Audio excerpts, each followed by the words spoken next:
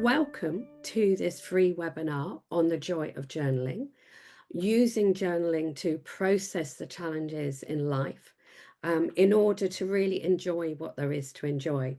And for those people who've not met me before, I'm Melanie Green.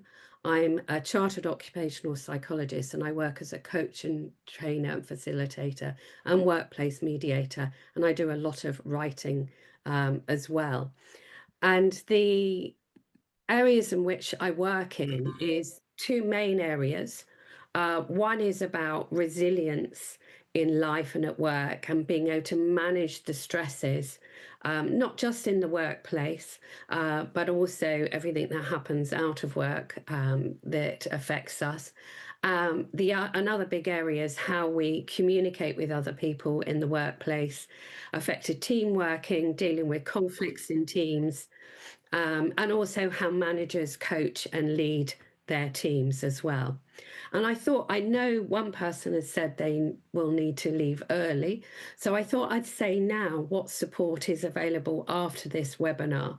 So if you've not come across me before, is you might want to go and visit my website, inspiretransformation.co.uk, and you can sign up for Melanie's Monday Motivational Messages. So there's a little button for signing up for my newsletter, and then you get little bits of inspiration every Monday morning to start your week off on a good footing. I also offer a free coaching audit. So if you're interested in exploring how my approach to coaching might help you, then you can fill out the form on the website. I also have an 8-week video-based course called Being and Doing.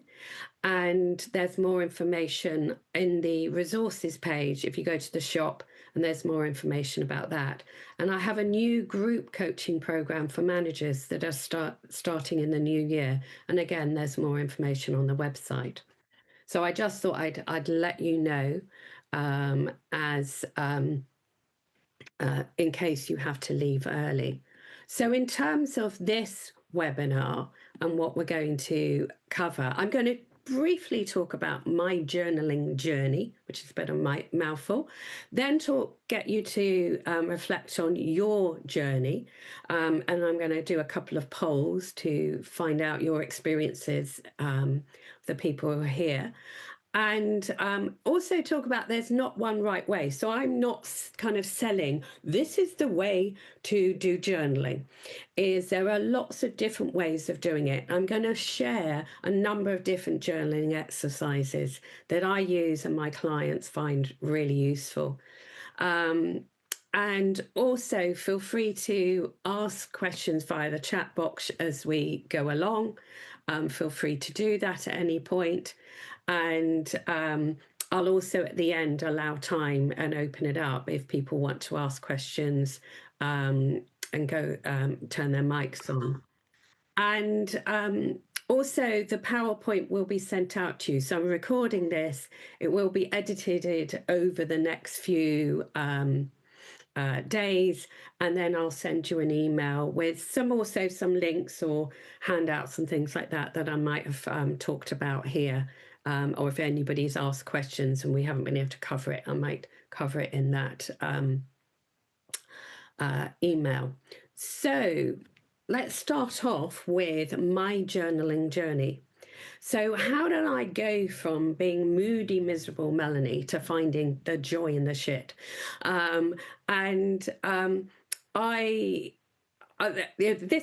This wasn't when I first started journaling, and in fact I didn't learn to read and write until I was about 7 years old because I had undiagnosed dyslexia, and no, I didn't realize that until I was about in my 30s.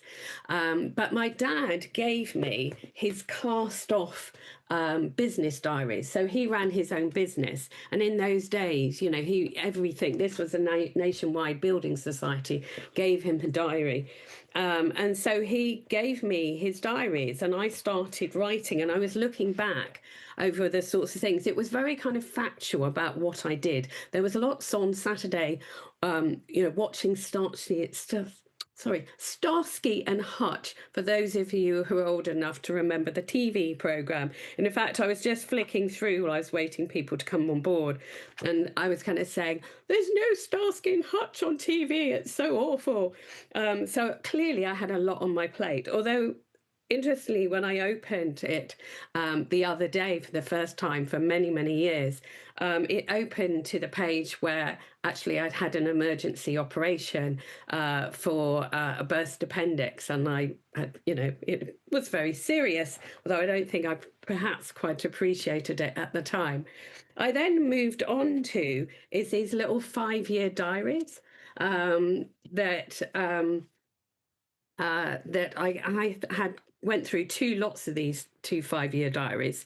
And I thought, just as I was waiting for this webinar start, that I would open to this day in 1984, which seems quite sort of, spooky, 1984. And I said I watched Threads. And again, if you were alive and kicking in the UK in the 1980s, you might remember that TV program that was all about a nuclear kind of Holocaust sort of thing, and was terrifying. And I was writing about that. So I was starting to write a bit more about emotions then. And then in my late 20s, I decided to start keeping an actual journal. And so that was, and I haven't stopped. And I've got tens of these, perhaps maybe even 100 or so. I haven't actually counted them up, of these journals, and I've not stopped.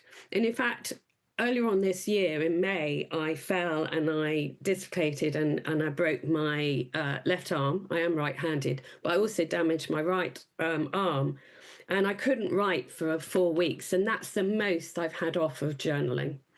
And so that's my journal, my journaling. What I did want to say is that there might be just a kind of a bit of a trigger warning. There may be issues that we talk about, and people might ask questions that might be triggering. Just be aware of that. And also, there will be an occasional swear word used, as you'll find out when I talk about some of the techniques, for an actual purpose rather than me just swearing my head off. Find out about you. And the first thing is to find out about, I'm going to do a little poll here. So let's launch this poll about how often do you, so just tick one of these. How often do you journal? It might be that you've never journaled before. That's absolutely fine. It might be you've done it in the past and you want to restart it. Share the results. So we've got one person out of 13 who does it every day. We've got 4 out of 13 do it from time to time. 6 out of 13, not now, but did it in the past. So hopefully this webinar will get you fired up and start journaling again. And 2 people have never journaled before. And so hopefully this will give you the let's close that, will give you the impetus to enhance your journaling journey. But what I would like to do is to get you to think about is, oops, hang on a moment, is what do you actually want to use journaling for? So there's 10 items.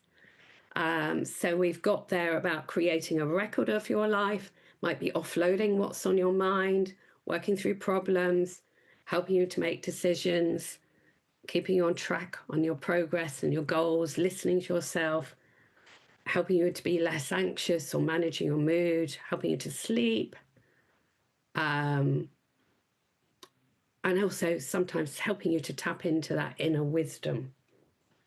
Okay, so the results are, we've got, what's the highest? Let's talk about highest is at the moment 10 out of 13 is to offload what's on your mind. And we've got also people 7 out of 13 said keeping track of your progress towards your goals. also about listening, increasing your self-awareness. So the whole mixture, but there's a lot of about also, what's going on in your head at the moment, and being able to, let's get rid of the polls, and being able to process. So I wanted to start with saying there's not one right way. Is that, I use paper journals, but some people now use online. There are different apps for online journaling, and so you could explore those. Some people prefer that, because it's more private. They might have a file that they're on their phone that they could kind of lock. It's more private. Is that I've never worried about somebody looking into my journals, although I think I'd rather them not. um, and it's interesting. There has been some research that has shown that writing, the physical act of writing, helps us to sort through problems in our heads.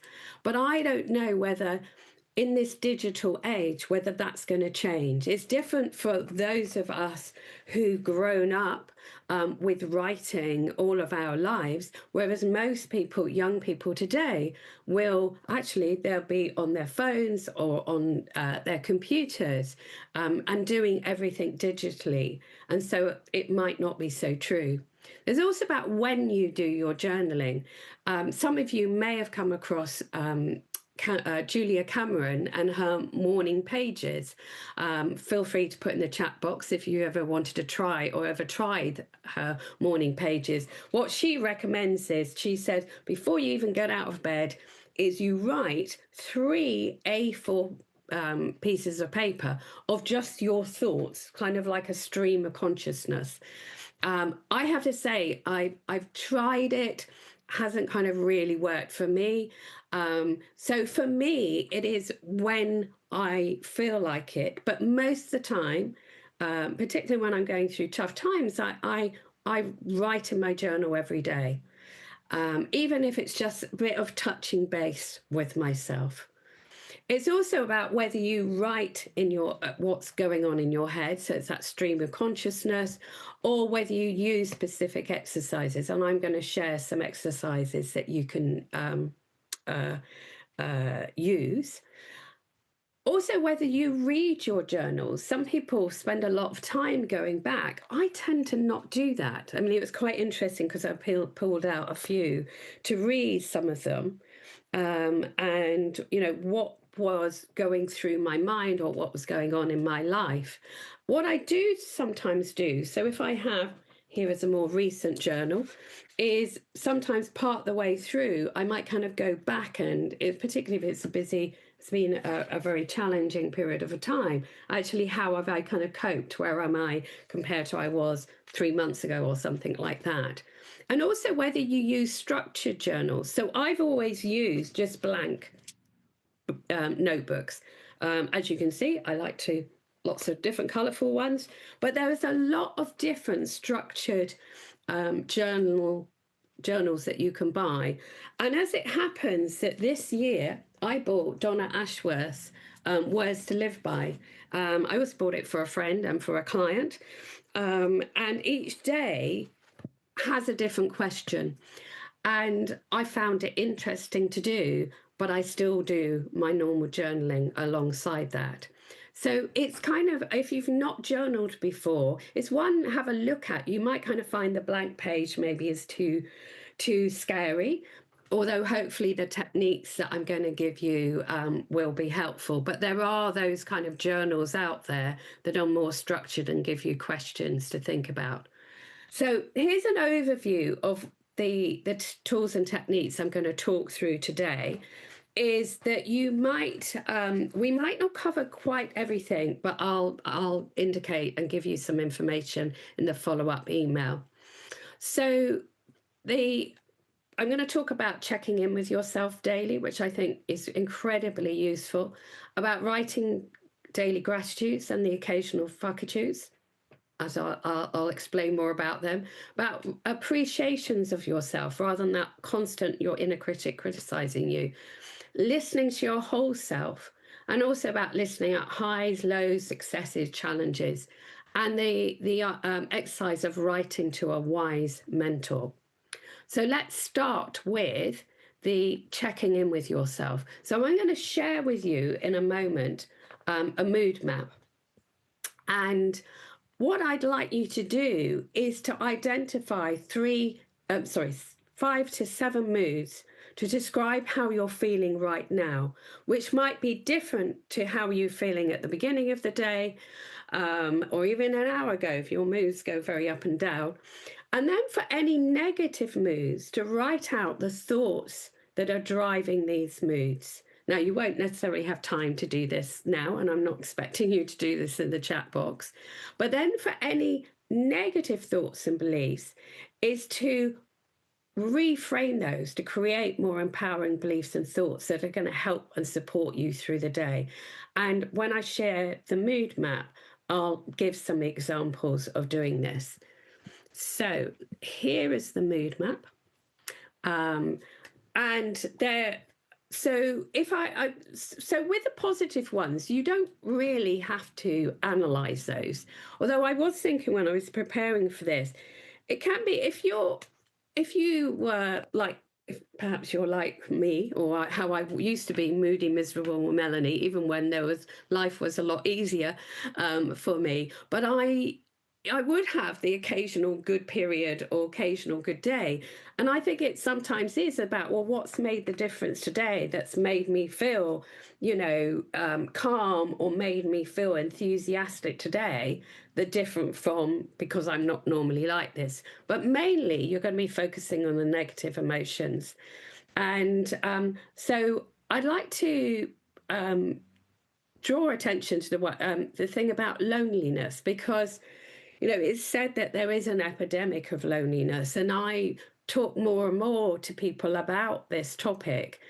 And so if you take something like lonely, is if you listen to your thoughts behind that, I feel lonely, it might be about, well, nobody rings me up and, ask me to go out and play. Nobody's kind of ringing me up to see how I'm doing.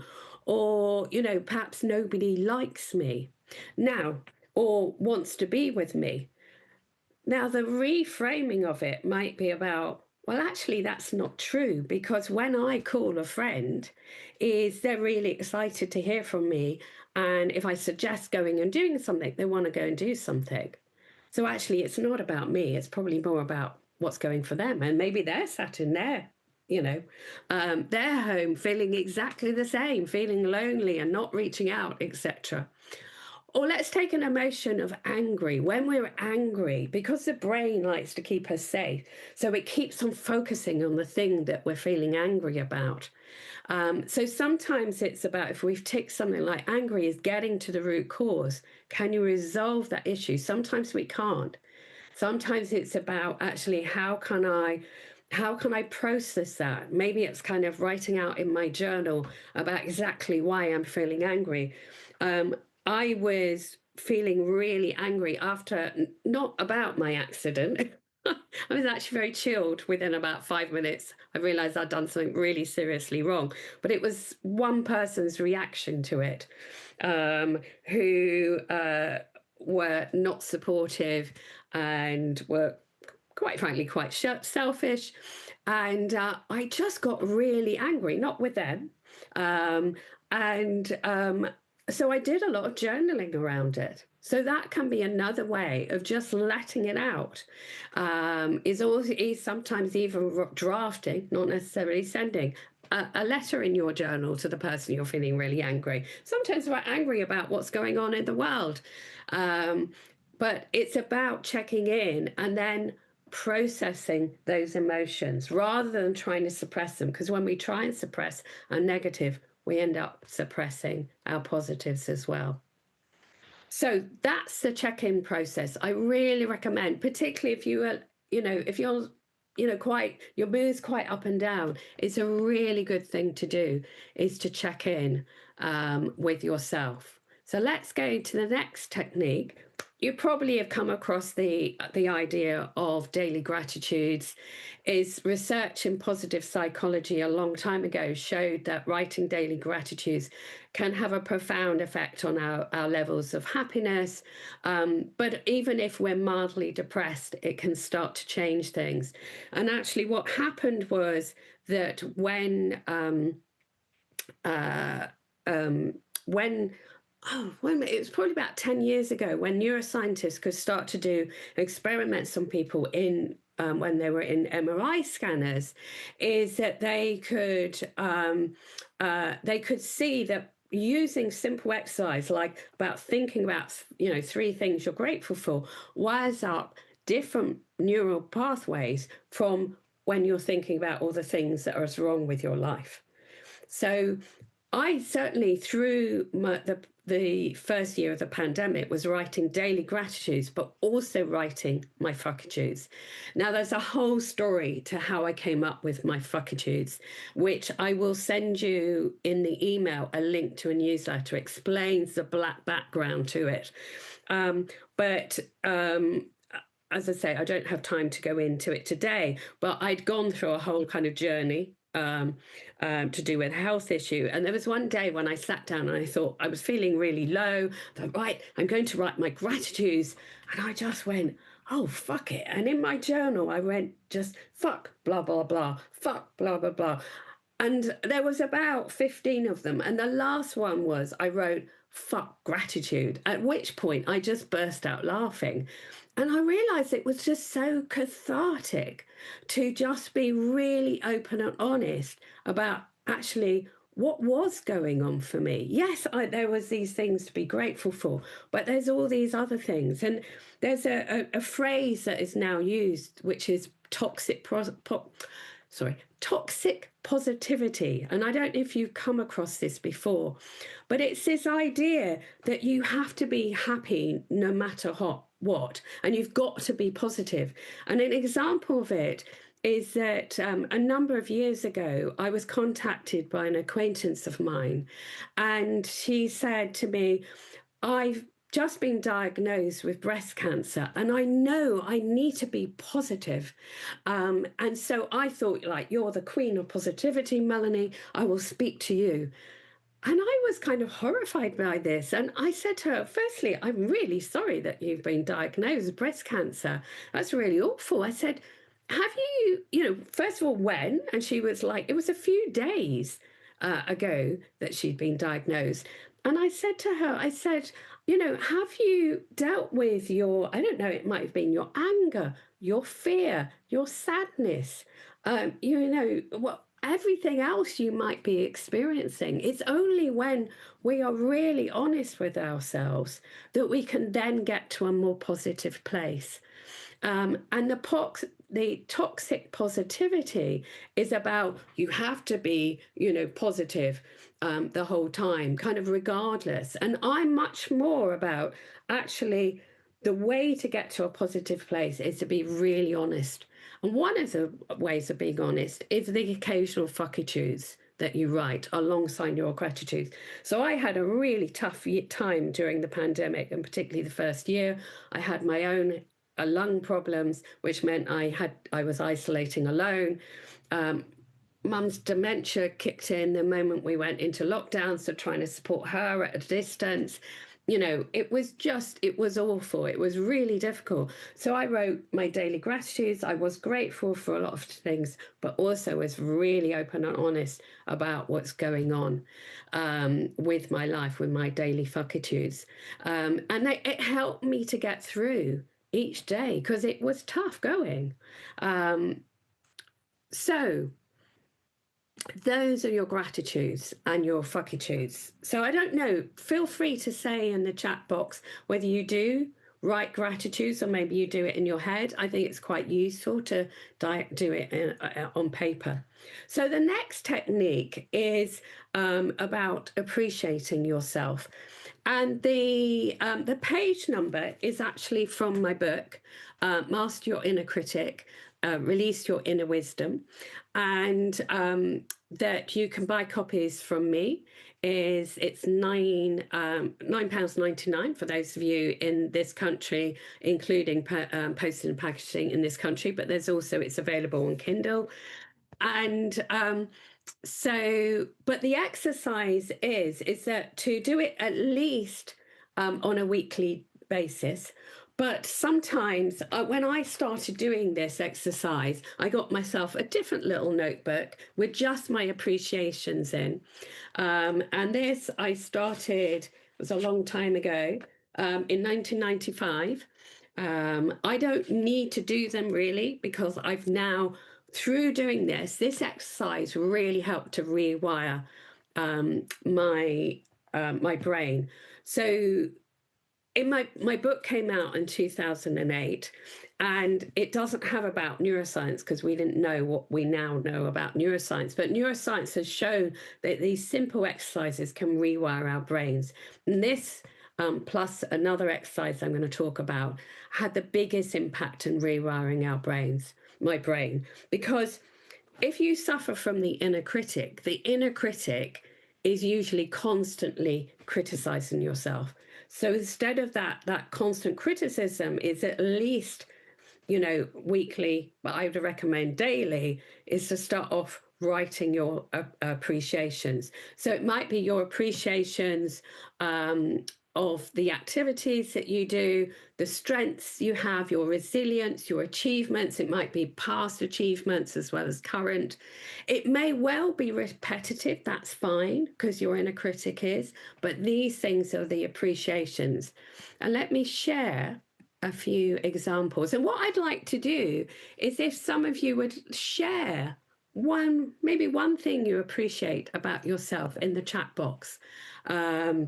Would be really good to hear from you about what you appreciate. So here are some examples. It might be that actually you phoned X who's going through a hard time, or you sent them a message and said you're thinking about them, or sent them a card. That you exercised 3 times this week, rather than your inner critic going, no, you were meant to, exercise 5 times this week. You've only done it 3 times. It's like, no, appreciate yourself for what you have done. Maybe you said no to when you were asked to go to a party that you didn't want to go to. Maybe you're getting down to certain tasks at work, or clearing out your out your bedroom cupboards, or keeping going when you're feeling demotivated, or the opposite, resting when you're feeling unwell. And so somebody has said, got up early to exercise. Yes. Driving 2 hours to visit a friend, definitely something to be appreciated about. Somebody said, took yesterday off work because I felt really ill and would normally made myself go in. And I think, that is so important, is that yes, it's important about being resilient, but it's also knowing, we're in a long journey of life, is that if we're going to keep going, then we also need to be able to look after ourselves. So the final one is, I used a heavier weight. Oh, hang on, I lost it. Heavier weight when exercising yesterday evening. Yes, I appreciate you for that, because I'm having to do exercises to get my arm working again. So I appreciate that as well. So well done. I managed to cheer up my colleague when it mattered to her yesterday. It was great. So it's all of those sorts of things that, I remember one person saying to me on a workshop, he said, well, I suppose I could appreciate that I cook nice food for my family every evening, but, I do that every evening. I said, yes, but if you don't start appreciating yourself, maybe your family, once you appreciate yourself a lot more, is you often gather in the appreciations from other people. So I would really, if you give yourself a hard time on a regular basis, write daily appreciations. It might be hard at first, but I would really recommend that you do this. That's the appreciations. And as I said, it's one of the exercises that really help to dampen down my inner critic so that I now naturally appreciate myself. So I'm really, as you can tell, I feel quite passionate about it. Next exercise, which is another one from the book that really had um, a big impact on rewiring my brain, changing how I spoke to myself and how I viewed myself. And this exercise, I recommend doing at least on a weekly basis. So I always say to my clients, okay, on a weekly basis, when are you going to do it? So some of them might say, actually, I'm going to do it on a Friday, late afternoon at the end of work, or I'm going to do it Saturday morning. Or some say, Sunday night, I'm never in a good place because I've got to go to work, so I'll do it then because that will be a good, or I'm anxious about the working week, so it'll be a good. And I say, set a time in your diary.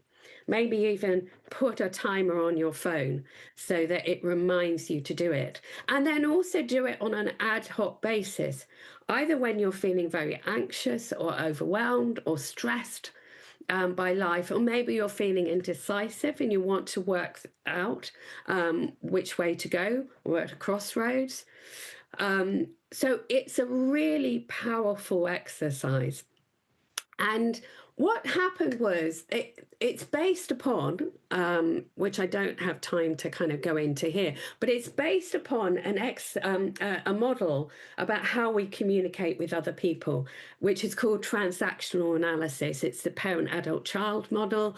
There's more about it in the book, and I'll also send a handout when I send the email in a few days' time. And what I realized that I could use this model to look at the conversations that I'm having with myself. And they weren't very good conversations in those days.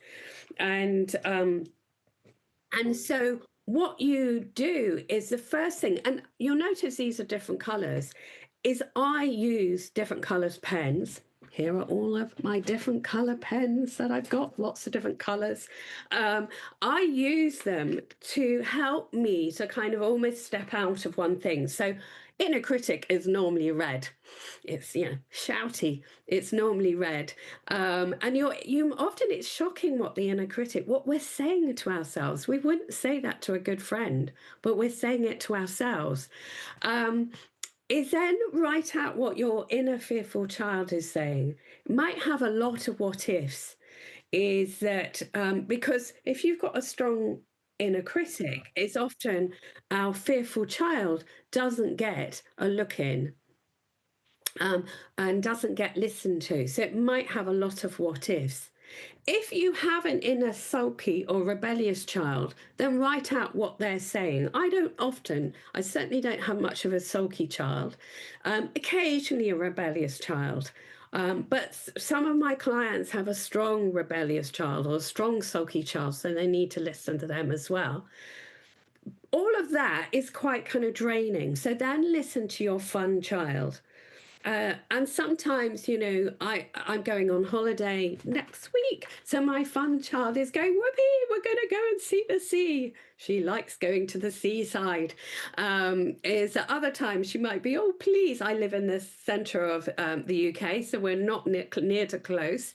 We're not close to the sea. In fact, it's about 2 hours away would be the nearest seaside.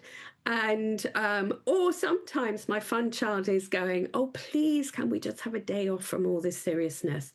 And when we're adults, particularly if you've got children who maybe you're spending the weekends driving them around for them to have fun, it's maybe you're not having enough fun. So it's with my coaching client, we've often unexpectedly had quite a lot of conversations around their fun child and what's missing from their lives that they used to have in the past, and how to get more of that into their lives. And then what is their inner nurturing parent have to say about all of this? And often we can be quite good at nurturing other people, but not very good at nurturing ourselves. And then the final thing is about your wise adult self. And that almost acts as a mediator. Having listened to everybody else, can then say, either dismiss some of the inner critic stuff, listen to the fearful child, maybe reassure, saying, this is what we would do if X happened, don't worry. Maybe make a plan about what you're going to, how you're going to fit some fun stuff into the diary. Um, but what I can kind of guarantee is when you go through this and you get to that adult, is that you're in a different place. So if you're dealing with some anxiety or trying to make a decision, it helps you to work through what's going on in your head to get to a different place. So it's a very powerful exercise. I don't know if anybody, there's a mixture of some people who know me, some people have been on some of my programs. If you want to share on the chat box about any experiences you've had of these exercises, it takes time to start to work out which bit is which. And that's where sometimes some coaching around doing some of this work. But it's a very powerful exercise to use in your journaling. So let's go on to the next exercises. And these are exercises that are, very simple, but actually can be quite profound. So when I start a journal, I usually start with a bit of a summary of where I am at with life. Sometimes it includes that where the world is at as well. So this is one from Friday, the 13th of December, 2024. I started with my highs of 2024 because I was near the end of the year, and also my lows. And so sometimes I do that. Sometimes I'll do that in the middle of a journal. Sometimes I might look at my successes and challenges, particularly if you're feeling kind of a bit down and think, oh, nothing's going well. It's looking back maybe over the journal or over the last month or few months or whatever time period. It's actually what successes you've had. And think about all those. And if you do your appreciations regularly, you'll be much more aware of them, but also acknowledging those challenges. And also then maybe looking at your lessons learned about yourself or other people or about life in general. And these might appear really simple exercises, but actually they can be incredibly profound. And so it is often the most simple things that can be profound. So I don't know if anybody has done this sort of thing before. But as I said, I always start the journal with something like this, but also sometimes use it in between. The other thing I do in my journals is I always find a quote or two to put in at the front of my journals. I don't always find them right at the beginning, but as I go through the first few days or weeks, I usually find some relevant quotes that will inspire me. And it's interesting how much of the time I do go back to those quotes and think, yes, there was a reason why I put that quote in to remind me. And some of the structured journals that I was talking about earlier on will often have quotes to inspire you. And I was talking about Donna Ashworth's kind of structured journal, and she's got snippets of her poems and lots of little bits of inspiration, and so I'm a great one. I have loads of books of quotes. I every day the Daily Stoic, if you've not come across that before, by Ryan, I want to say Holiday, something like that. And so those quotes I find very useful to help me to keep going. So the final exercise, and then I'll open it up if you've got kind of any questions, is about tapping into a wise virtual mentor. So maybe if you've got a problem or a decision to be made, and again, it's another exercise that's in my book, and and this wise mentor can be somebody that you know. It might be somebody you've never met. It could be somebody, you know, who's dead or alive. Could be a historical or mythical character. And I've kind of got different people at different times. So some, um, I when I first set up my business, actually, it was in the early 90s, and I discovered Maya Angelou and her writing. And so sometimes I would use her as my virtual mentor for this type of exercise. Sometimes it was my dad. You know, my dad passed away in 2008. Sometimes it was my dad. Sometimes it was I'm a Buddhist, so it was one of the Buddhists that we follow. It can be all different, but it can be. I remember asking somebody, and actually I think it was more rather than inner wisdom. It was kind of about looking at their fun side, and they chose as their kind of wise mentor to do with fun is their dog. Which totally kind of blew me away. I wasn't expecting them to say their dog, but he said he's always up for everything, always happy. So it's great. That's whatever works for you. And what you do is you pose the question. I sometimes write a letter to the person, this wise mentor, write a letter to them. And then in another color pen, I'm great with my colors, is then I will often write a letter back in that person's shoes. So go, dear Melanie. And what you'll find, of course, is they're nice and like, oh, you're going through a really hard time, or that sounds really tough. And then the words of wisdom come out. And of course, actually, that wisdom is from within you.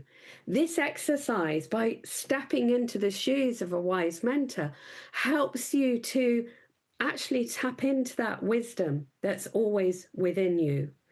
And what tends to happen is that I use the analogy in the book, which I now is very old fashioned.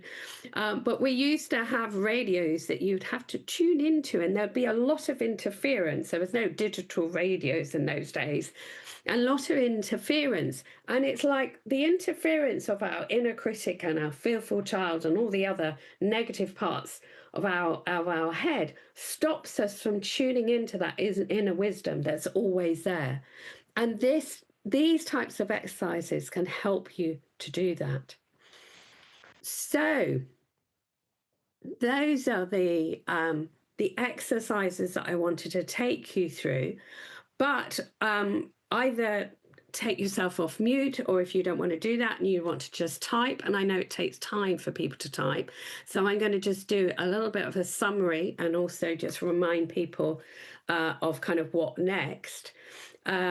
But feel free to ask any questions. So remember is that, find out what works for you. And these techniques take time to get used to using them.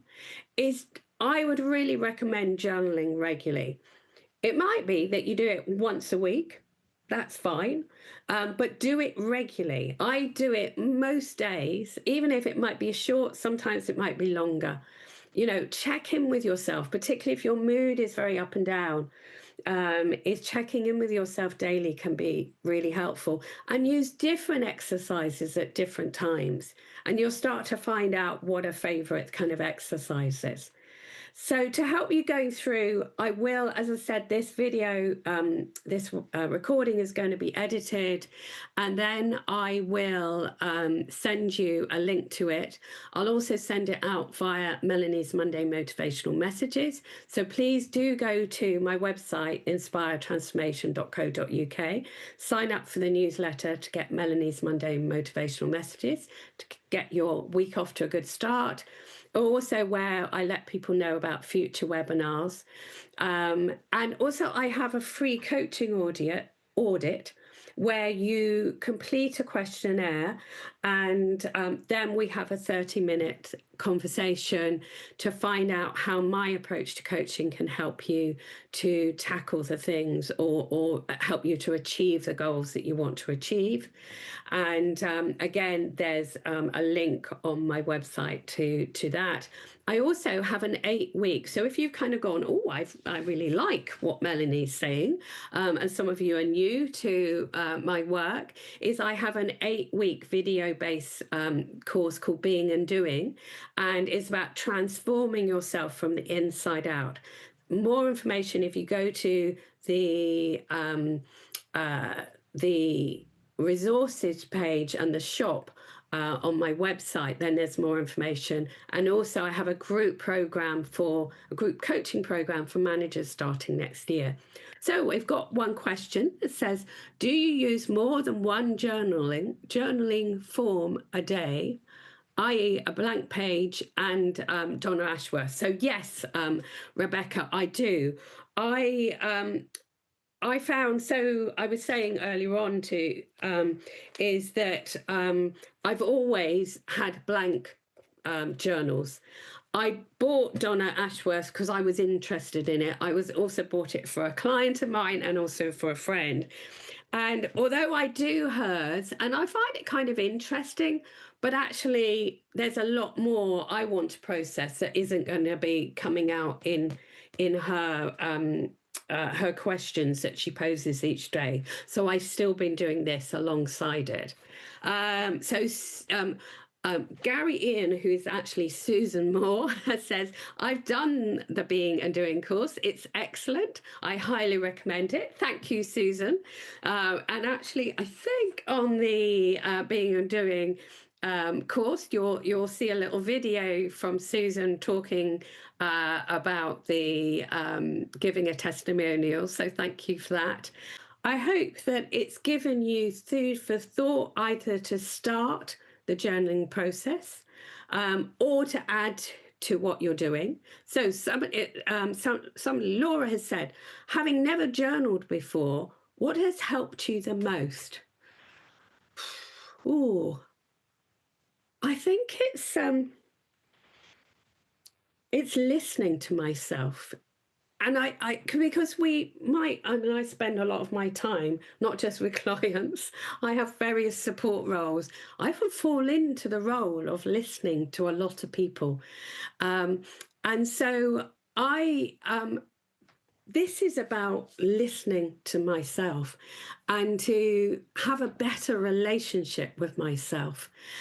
So just even just writing about what's going on. But I have to say, in the past, doing the appreciation of myself was really, really important. I've mentioned that the gratitudes and the occasional fuckitudes have been, particularly during difficult times. And I seem to, over the last 5 years, have a lot related to health. And also, the listening to the different parts of yourself is a really valuable exercise that I go back to, not quite on a weekly basis, but fairly regularly. So somebody has said, thank you for this. I realize just how much I need to get back into journaling and try to avoid my negative side. And I think I think these exercises will help to recognize that, have the balance between, yes, what there is to be grateful for life, but also not denying those things that are challenging. But certainly the way I for those of you who joined right at the beginning, I talked about, I was moody, miserable Melanie when I was growing up. And well into my 20s, my early 30s, before I started learning about all of these things. And I've gone from, glass half empty to glass half full. And I have to say, and I forgot to mention about the gratitudes, is that when I went back to, after the 4-week break, after I had my accident in May, and I could write again, is I started a new journal. And I thought, because it felt like a bit of a new beginning, because lots was going on for me.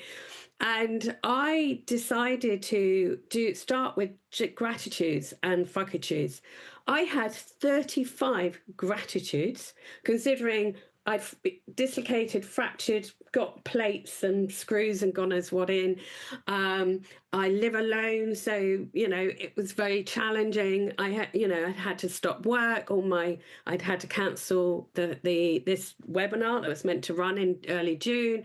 I had 35 gratitudes and 5 fuckitudes, and that's how much had changed.